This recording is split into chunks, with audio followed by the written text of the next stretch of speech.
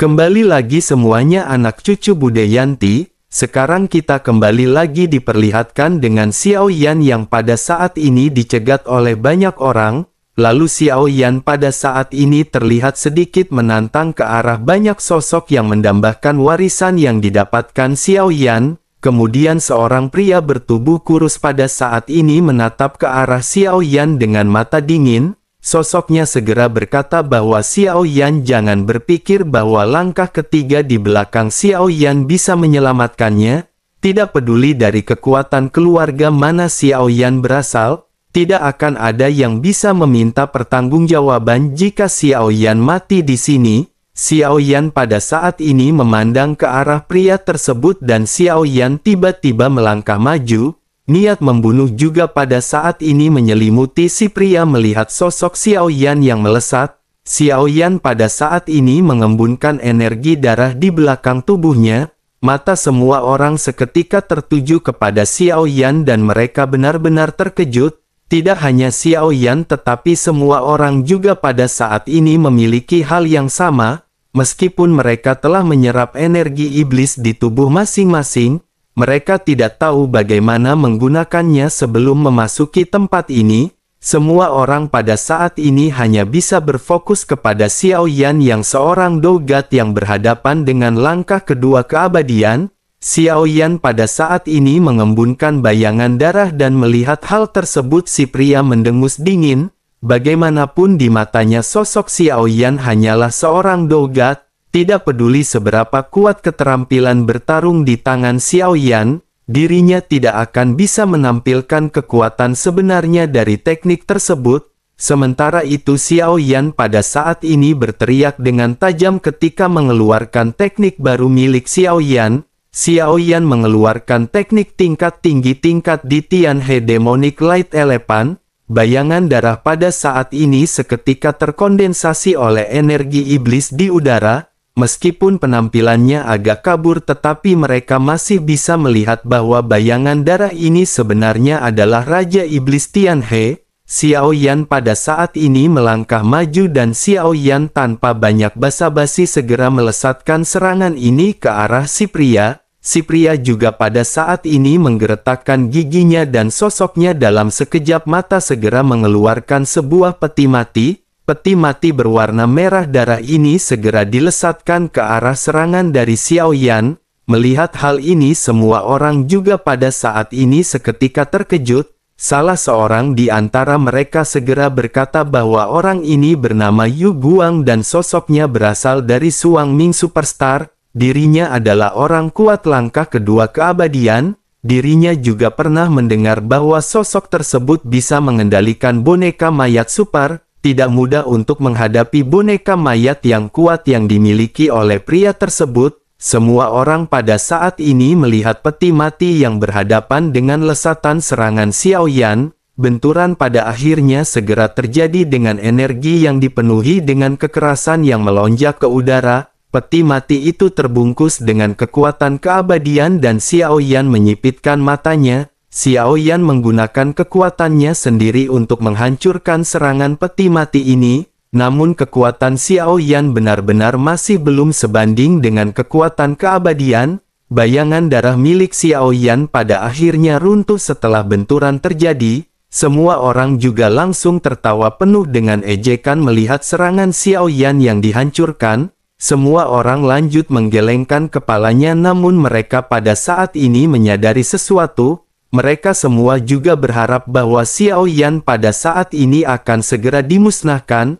Dengan begitu mungkin mereka semua akan memiliki kesempatan untuk memahami warisan tersebut. Sementara itu di sisi lain si pria pada saat ini berteriak kepada Xiao Yan bahwa dogat benar-benar hanyalah dogat. Tidak peduli apa yang Xiao Yan dapatkan, sebaiknya Xiao Yan jangan mencoba menjadi musuh makhluk tingkat keabadian. Begitu selesai berbicara sosok Yu Guang pada saat ini kembali dengan tegas melesat ke arah Xiao Yan. Tekanan yang berasal dari peti mati merah juga pada saat ini segera dilesatkan ke arah Xiao Yan. Peti mati merah ini dalam sekejap mata bergegas menuju ke arah Xiao Yan dengan kecepatan tinggi. Namun begitu peti mati ini berjarak 1 meter di depan Xiao Yan, sesosok tubuh tiba-tiba muncul di depan peti mati merah dan sosok ini adalah Senju. Senju segera melesatkan tendangan keras membuat peti mati merah tersebut terlempar mundur. Yu Guang memandang ke arah Senju di sisi kejauhan dengan mata yang sedikit menyipit. Yu Guang bisa merasakan aura kuat yang terpancar dari tubuh Senju. Meskipun tidak ada rasa takut di matanya, namun sosoknya pada saat ini tidak ingin bertempur sendirian. Sosoknya segera berteriak kepada semua orang ketika bertanya apakah tidak ada di antara mereka yang akan mengambil tindakan. Jika hal ini berhasil, mereka benar-benar tidak akan pernah mendapat bagian. Semua orang seketika saling memandang mendengar apa yang dikatakan oleh Yu Guang. Begitu perkataan ini terdengar, pada akhirnya sebuah sosok tiba-tiba muncul. Sosok ini juga merupakan langkah ketiga keabadian dan sosok ini adalah seorang wanita. Sosok wanita ini memiliki postur tubuh yang terlihat kuat. Sosoknya segera berkata kepada Senju bahwa lawannya adalah si wanita. Tanpa banyak basa-basi, sosoknya pada saat ini segera melesatkan serangan ke arah Senju. Senju juga segera mengeluarkan kekuatannya untuk berhadapan dengan si pria. Sementara itu Yu Guang kembali menatap ke arah Xiao Yan sambil meledek. Yu Guang berkata sepertinya Xiao Yan benar-benar kurang beruntung. Xiao Yan hanya memiliki langkah ketiga di sampingnya dan sosok tersebut tidak lagi bisa melindungi Xiao Yan. Melihat Xiao Yan yang masih tampak terlihat tenang pada saat ini, Yu Guang pada akhirnya menggertakkan giginya. Yu Guang tanpa ragu-ragu segera menamparkan peti mati merah dengan telapak tangannya lagi. Yu Guang menggunakan teknik yang sama seperti sebelumnya. Sosoknya melesatkan peti mati dan melihat hal tersebut, Xiao Yan pada saat ini kembali mengeluarkan teknik gajah cahaya iblis Tianhe. Ternyata Xiao Yan mengeluarkan teknik gajah cahaya iblis Tianhe tingkat kedua dan guntur surgawi penghancur kehampaan melonjak di tubuh Xiao Yan. Seiring dengan peningkatan kekuatan Xiao Yan, jantung guntur juga pada saat ini telah meningkat menjadi total 25. Dalam sekejap mata kekuatan fisik Xiao Yan meningkat drastis dan bayangan darah di udara kembali mengeras. Berbeda dengan bayangan darah tadi, bayangan darah kali ini benar-benar membentuk tubuh yang solid. Penampilannya menjadi semakin jelas seolah-olah Raja Iblis Tianhe benar-benar kembali datang ke dunia. Ada dua kula yang tumbuh di kepalanya dan tubuhnya terlihat di tupingan garis merah. Seluruh tubuhnya memancarkan aura kekerasan dan sosoknya tanpa basa-basi segera melesat menghantam ke arah serangan Yu Guang. Semua orang mendesis dingin melihat apa yang baru saja ditampilkan oleh Xiao Yan. Mereka benar-benar terkejut begitu melihat tubuh kental dari Raja Iblis Tianhe. Ledakan pada akhirnya segera terjadi dengan tubuh yang terkondensasi berhadapan dengan peti mati berwarna merah. Kali ini setelah sedikit konfrontasi tidak ada satupun di antara kedua serangan yang benar-benar runtuh. Hal ini membuat Xiao Yan mengangkat sedikit alisnya dan barulah pada saat itu Xiao Yan benar-benar merasakan kekuatan dari serangan ini. Xiao Yan pun menghela nafas, namun sesaat berikutnya, serangan Xiao Yan perlahan-lahan mulai kembali terkoyak dan benar-benar menghilang. Kekuatan peti mati benar-benar sangat kuat dan Xiao Yan pada saat ini mengertakkan giginya. Sementara itu Yu Guang pada saat ini segera berteriak dengan marah bahwa dirinya telah berkata seorang dogat hanyalah seorang dogat. Bagaimana mungkin dirinya bisa mencoba bersaing dengan makhluk keabadian seperti Yu Guang? Begitu selesai berbicara, Yu Guang pada saat ini tampak benar-benar tidak ingin lagi banyak membuang waktu. Sosoknya berniat untuk menghabisi Xiao Yan dan Yu Guang memerintahkan banyak sosok untuk ikut menyerang. Beberapa sosok di sekitar pada akhirnya segera bersiap, namun begitu mereka hendak mengambil tindakan tiba-tiba sebuah suara terdengar di telinga masing-masing. Suara tersebut berkata bahwa barang siapa yang berani melangkah bahkan setengah langkah ke area sekitar Xiao Yan mereka akan mati. Begitu suara ini terdengar, semua orang bisa melihat lesatan cahaya sebelum akhirnya sesosok muncul tidak jauh dari Xiao Yan. Sosok ini merupakan sosok wanita dan sosok ini adalah Tai King. Semua orang menyipitkan matanya menatap ke arah Tai King karena mereka bisa merasakan aura dari Tai King. Mereka tanpa sadar bergumam bahwa ini adalah langkah kelima keabadian. Pantas saja orang ini benar-benar begitu percaya diri karena dirinya dilindungi oleh orang kuat dari langkah kelima. Banyak sosok pada saat ini mundur satu demi satu dan menunjukkan kewaspadaan. Sementara itu mata Yu Guang pada saat ini tiba-tiba menyusut karena dirinya juga bisa merasakan kekuatan Tai King. Namun meskipun begitu sosoknya pada saat ini tampak tidak peduli sama sekali. Yu Guang pada saat ini hanya berniat untuk membunuh Xiao Yan. Sosoknya pada akhirnya segera kembali melesatkan peti mati berwarna merah darah. Suara ledakan sonik pada saat ini seketika bergema menuju ke arah Xiao Yan. Semua orang pada saat ini berpikir mungkin Tai King akan benar-benar menghancurkan serangan dari Yu Guang. Namun apa yang terjadi benar-benar mencengangkan semua orang. Tai King pada saat ini terlihat menutup matanya dan dengan rileks duduk bersila.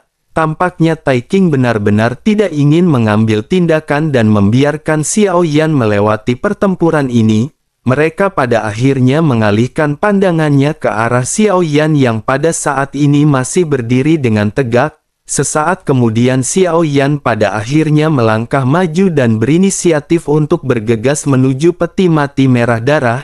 Di bawah tatapan semua orang, Xiao Yan pada saat ini segera mengangkat tangannya dan menghantamkan tinju ke arah peti mati. Benturan pada akhirnya segera terjadi dengan energi yang dipenuhi dengan lonjakan kekerasan yang menyebar. Yu Guang memandang ke arah Xiao Yan yang benar-benar tidak menghindari peti mati miliknya. Yu Guang pada saat ini menunjukkan senyum menghina di mulutnya. Dirinya berpikir bahwa Xiao Yan tidak akan bisa menanggung serangan ini dengan kekuatannya. Namun setelah benturan, Yu Guang pada saat ini tiba-tiba terkejut. Pada saat ini sosok Xiao Yan yang terungkap dan Xiao Yan tidak hancur seperti apa yang dibayangkan oleh semua orang. Sebaliknya di bawah kepalan tangan Xiao Yan ini peti mati mulai bergetar dan mengeluarkan suara berderak. Sesaat kemudian seluruh peti mati benar-benar hampir meledak seketika. Yu Guang pun tertegun dan senyum jahat di wajahnya tiba-tiba membeku. Sosoknya bertanya-tanya bagaimana mungkin ini bisa terjadi. Peti mati ini terbuat dari bahan emas dewa merah dan bagaimana mungkin Dogat bisa menghancurkannya. Begitu perkataannya terdengar, peti mati pada akhirnya benar-benar meledak menjadi bubuk. Yu Guang pun kembali berteriak bahwa metode rahasia macam apapun yang Xiao Yan gunakan dirinya tidak peduli. Yang jelas pada saat ini karena Xiao Yan telah melakukan hal tersebut maka Xiao Yan harus membayar mahal. Izinkan dirinya menunjukkan kepada Xiao Yan kekuatan dari mayat dewa kuno miliknya. Bersamaan dengan peti mati yang meledak, sesosok tubuh pada saat ini terlihat tergeletak di dalam peti mati. Xiao Yan juga melihat sosok mayat di dalam peti mati dan Xiao Yan merasakan bahwa jantungnya berdetak kencang. Dua kata pada saat ini terlintas di benak Xiao Yan ketika Xiao Yan teringat dewa asli. Xiao Yan pada saat ini memandang dengan hati-hati dan merasakan aura yang memancar dari sosok tersebut. Xiao Yan pun mengerutkan kening sebelum akhirnya menggelengkan kepalanya. Xiao Yan lanjut bergumam bahwa ini bukanlah dewa asli, tetapi dirinya memiliki energi dan darah dewa asli di dalam tubuhnya. Xiao Yan khawatir orang ini menggunakan esensi dan darah dewa asli untuk memurnikan boneka mayat ini.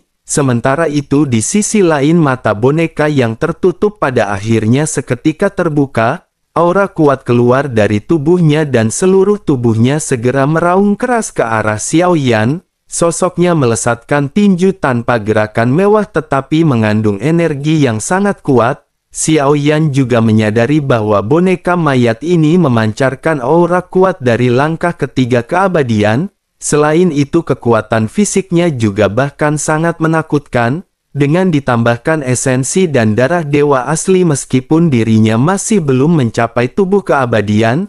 Namun kekuatan yang ditampilkannya benar-benar masih sangat kuat. Xiao Yan awalnya tidak tertarik pada orang ini tetapi setelah Xiao Yan melihat hal tersebut, Xiao Yan berpikir mungkinkah ada petunjuk tentang dewa asli di tubuhnya? Mungkin akan ada dewa asli kuat lainnya yang masih hidup dan Xiao Yan masih memiliki beberapa harapan. Xiao Yan semakin berharap untuk bisa menemukan klan dewa asli demi meningkatkan kekuatan klon milik Xiao Yan.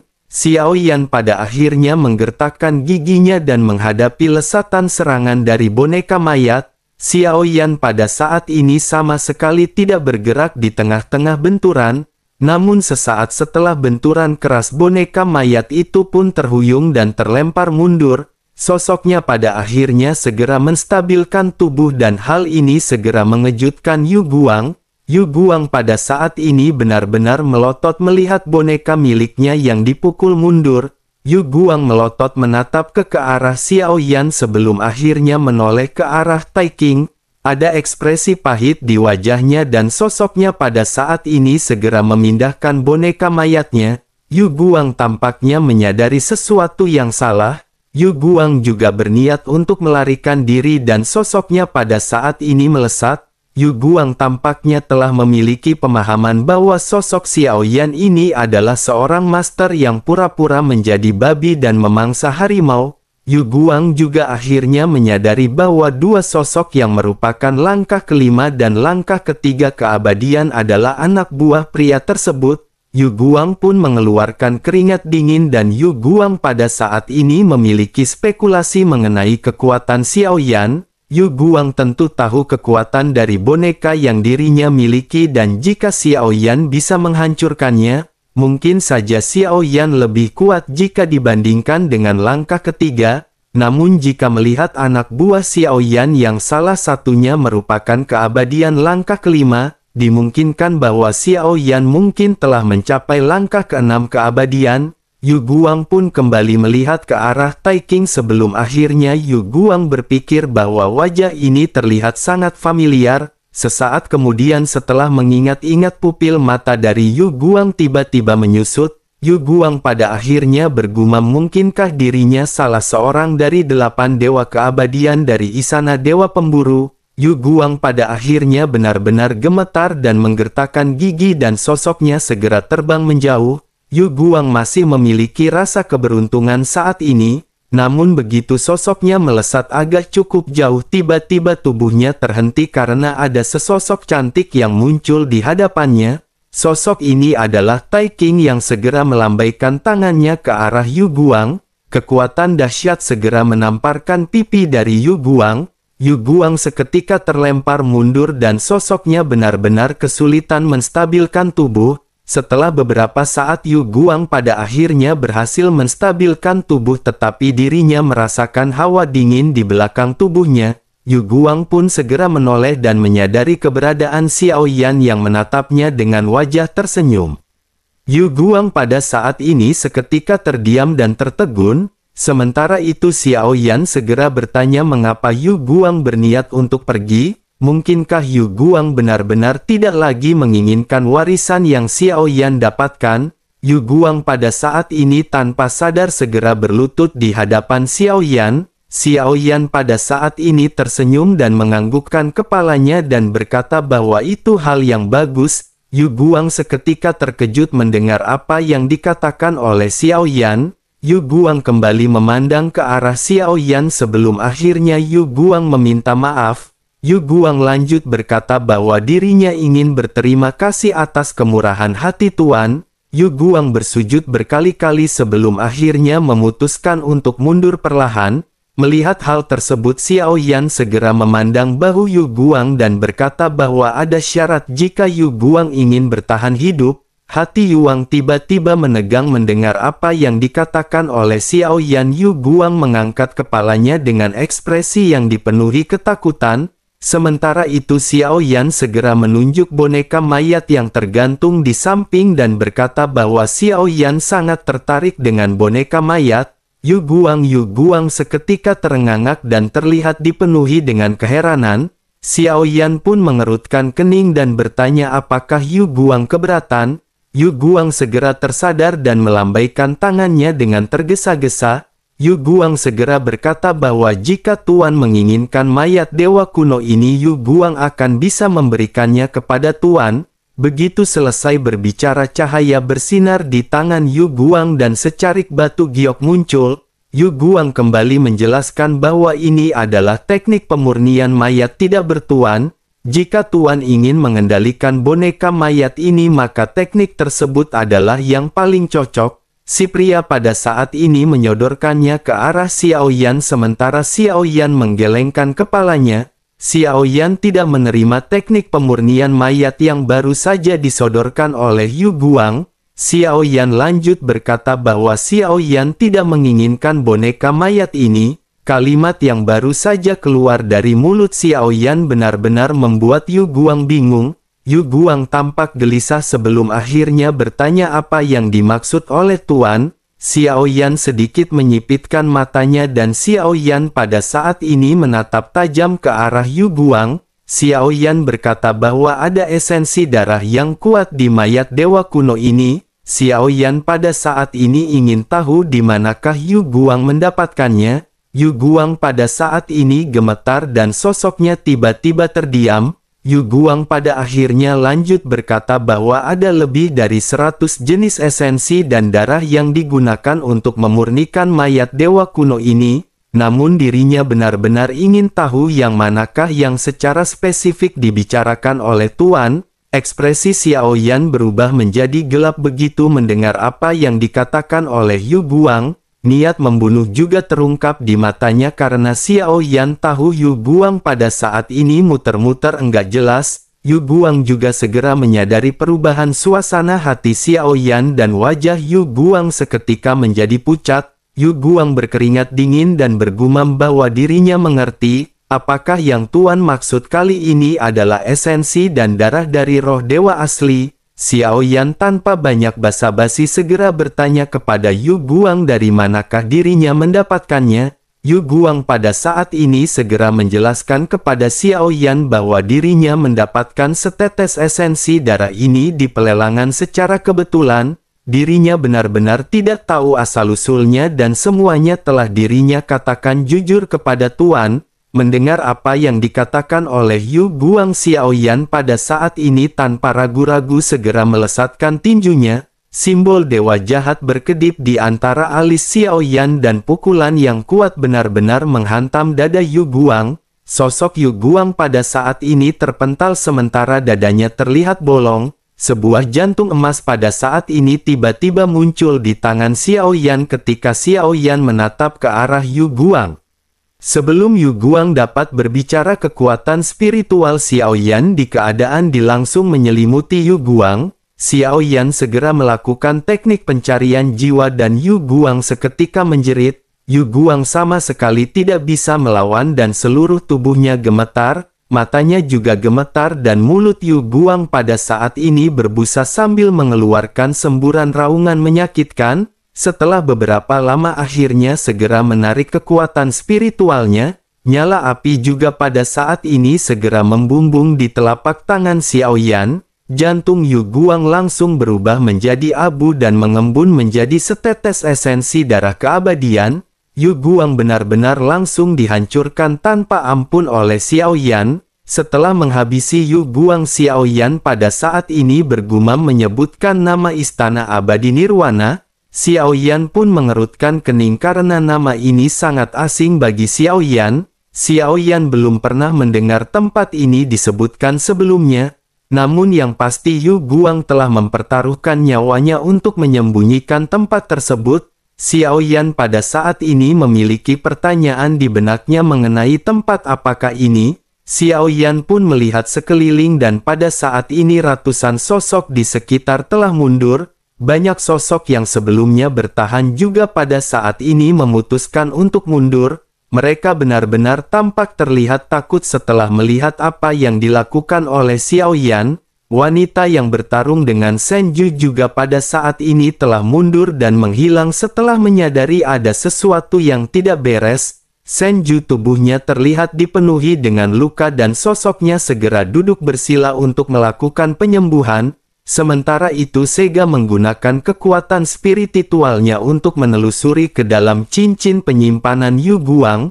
Setelah mengobrak-abrik, Xiao Yan pada akhirnya menggelengkan kepalanya dan menatap ke arah boneka mayat yang tanpa pemilik. Xiao Yan pada saat ini bisa saja menggunakan jantung api untuk memurnikan esensi dan darah dari dewa asli.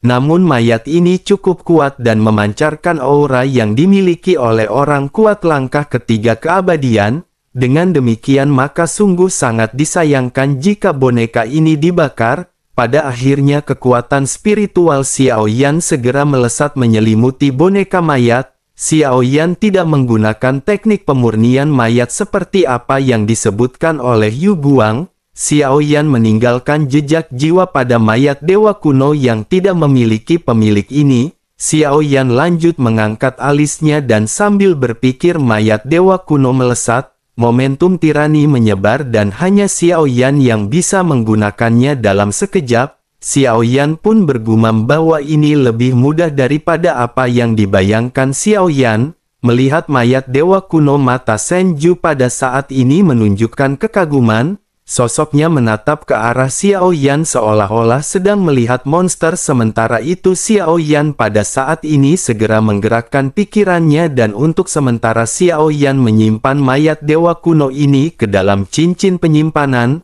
Tepat ketika Xiao Yan hendak pergi ke lantai ke-6, seluruh menara terguncang dengan jelas dan semua orang tiba-tiba panik. Xiao Yan juga mengerutkan kening karena getaran ini tidak biasa. Getaran ini tidak berlangsung lama dan perlahan mereda membuat semua orang bingung. Xiao Yan pun bergumam apakah yang baru saja terjadi. Xiao Yan pada saat ini tidak ingin bertindak gegabah dan Xiao Yan memutuskan untuk duduk bersila. Xiao Yan mengatur nafas dan setelah sebatang dupa permaisuri pada akhirnya kembali muncul di samping Xiao Yan.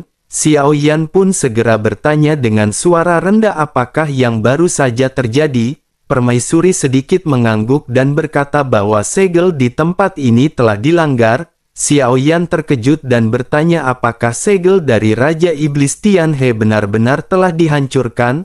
Permaisuri mengangguk dan lanjut berkata bahwa dirinya khawatir pengunjung kali ini ada di tempat ini untuk Xiao Yan. Xiao Yan segera menyadari hal tersebut dan Xiao Yan mengetahui siapakah yang datang.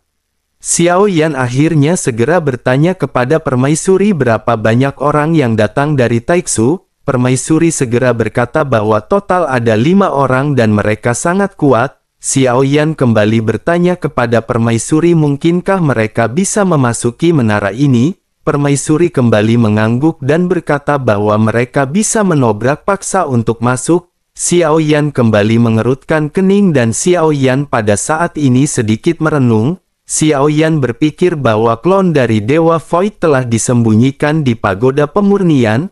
Bahkan jika mereka tahu bahwa kedua orang Taiksu sebelumnya mati di hutan belantara keabadian, mereka seharusnya tidak dapat melacak Xiao Yan dan sekarang mereka tampaknya memiliki sasaran yang sangat jelas. Xiao Yan pada saat ini bertanya-tanya mungkinkah mereka bisa menggunakan metode untuk menargetkan Xiao Yan. Xiao Yan pada saat ini merenung dan memikirkan alasan mengapa mereka bisa mengincar ke arah Xiao Yan.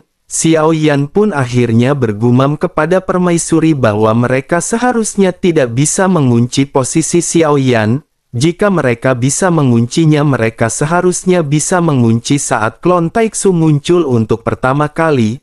Mereka tampaknya tidak tahu semuanya berada di tangan Xiao Yan dan mereka juga tidak tahu bahwa orang-orang Taiksu lainnya dihabisi di hadapan Xiao Yan. Permaisuri pada saat ini sedikit mengangguk dan kembali berbicara kepada Xiao Yan. Permaisuri menjelaskan bahwa jika dirinya menjadi mereka, masalah ini akan mudah untuk diselesaikan terlebih lagi di tempat ini. Xiao Yan tiba-tiba sedikit bergetar dan Xiao Yan menyadari maksud dari permaisuri. Xiao Yan pun seketika bertanya mungkinkah yang dimaksud oleh Yuan Er adalah jika mereka tidak dapat menemukan Xiao Yan, hanya ada satu cara dengan mereka yang menghabisi semua orang di tempat ini. Xiao Yan seketika teringat kembali kelakuan kedua sosok makhluk Taiksu sebelumnya ketika merebut kekuatan keabadian. Dengan kekuatan mereka membunuh sepertinya sesuatu yang memang mereka inginkan. Xiao Yan pada saat ini kembali merenung dan Xiao Yan memikirkan segala kemungkinan yang bisa terjadi jika saat ini Bude Yanti juga datang.